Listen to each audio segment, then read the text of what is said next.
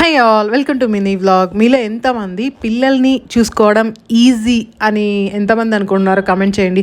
లేదు చాలా కష్టము అనే వాళ్ళు కూడా కమెంట్ చేయండి. నేను దీని మీద లాంగ్ వీడియో చేద్దాం అనుకుంటున్నాను.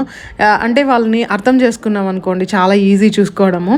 సీరియస్గా ఏమంటే తనతో టైం స్పెండ్ చేయాలి. తనకి బొమ్మలు ఎన్ని కొనిచ్చినా కూడా తనతో కూర్చొని మేము ఆడుకుంటే ఇష్టం ఉంటుంది. సీరియస్గానే కాదు, అన్ని పిల్లలకి అంతే అనమాట. సో సీరియస్గా ఈ కార్డ్స్ తీసుకుందాము. ఇక్కడ ఏమంటే ఒక్కొక్క ఇమేజ్ కార్డు అన్ని రెండు రెండు ఉంటాయన్నమాట. ఫస్ట్ నేను పెట్టేస్తాను, మళ్ళీ తనకిస్తే తను దాని మీద కరెక్ట్గా సెట్ చేయాలన్నమాట. కరెక్ట్గా ఒకసారి చేపించాను అంతే. సెకండ్ టైం తనే మంచిగా క్యాచ్ చేసుకొని తను మంచిగా పెడుతూ ఉన్నారు.